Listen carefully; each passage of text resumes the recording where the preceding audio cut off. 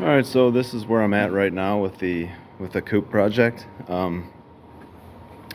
This morning I took a piece of roll cage tubing. This is mild steel, 1.75 inch, and I just welded some angle iron to it, and drilled a couple holes, mounted it in the factory, the crash bar location, so I could hang a aftermarket intercooler off of it. Just welded some little tabs on.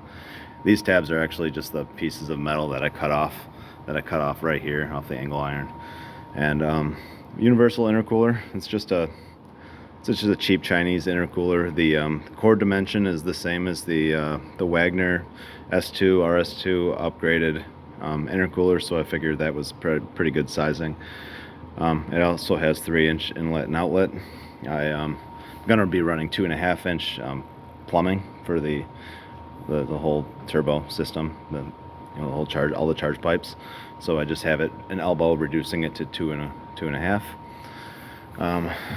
I'm waiting on a flywheel to show up still, so I have a spare engine in the back that I had in place here, and I made some motor mounts using that so that when I do have the parts, I can kind of get this thing together quicker. So I'll show you those. All right, this is the motor mounts I made on that spare engine, and I have them on the engine I'm going to use. I just use this thick, mild steel plate stock. It's probably way overkill, but I had a couple packaging kind of constraints here with the wastegate being located down there, and so this is the best I could come up with. It seems like it'll definitely be up for it.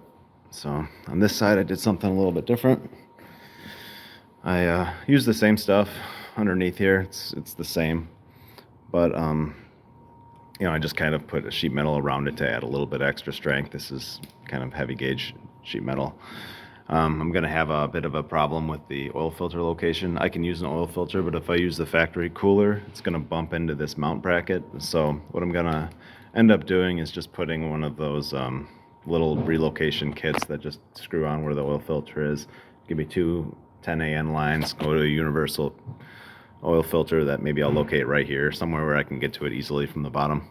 But for right now, I can just do this to get the thing running and everything like that, and do it all in place when I know how it's gonna fit in there and look and work. So it's coming along pretty good.